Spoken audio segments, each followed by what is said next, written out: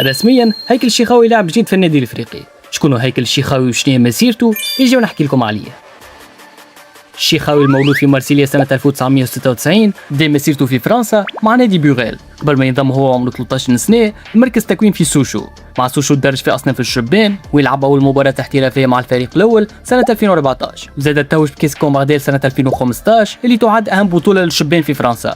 وفي سنة 2016 شد رحال العملاق البرتغالي بورتو، لعب مع الفريق الثاني في بورتو ومن بعد خرج إعارة لنادي فارزيم البرتغالي، لكن سنة 2018 قرر يرجع لتونس والوجهة كانت الملعب التونسي ويلعب 2 مواسم ونص. فرض روحه كواحد من أبرز لاعبي وسط الميدان في البطولة، المستوى اللي خلاه ينتقل لاتحاد المونستيري وين وصل التألق نتاعو وشارك في المسابقات القارية. وفي سنة 2023 يقرر يخوض أول تجربة جديدة في الإمارات، نحكيو لهنا على نادي عجمان ومن بعد انتقل لنادي النصر الإماراتي. اليوم هيكل الشيخاوي يرجع من جديد البطولة التونسية، لكن المرة هذه مريو للنادي الإفريقي. كي نحكيو أرقام، هيكل الشيخاوي لعب 219 مباراة كاملة في مسيرته، سجل فيهم 21 هدف وقدم 24 اسيست. وكالعادة هذه أرقامنا مش أرقام الزميل عماد الكيلاني. وانتم شنو رايكم في الصفقة هذيا؟